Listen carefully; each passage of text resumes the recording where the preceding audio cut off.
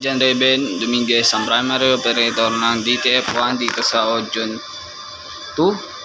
As of now, nakapag-run kami dito ng 97 meters last week. Ito po yung printer head area. Ang last palit ng white ay September 2023. Yung colored ay May 7, 2024. Ito naman po yung cupping na may 70% good condition. Head clean.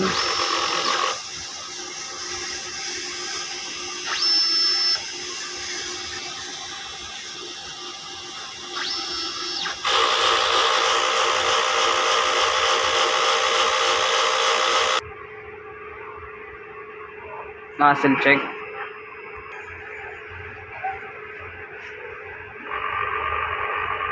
Ink system ay tama lang.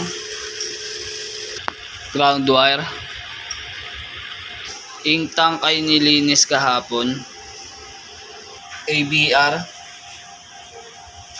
Dito naman ang stock sa Tanyos. Ito naman po ang records na nagamit. 3 sa white, 3 sa powder, 2 naman sa media, yung isa no barcode. Ito naman po ang daily output. Daily checklist. Lamang po. Maraming salamat.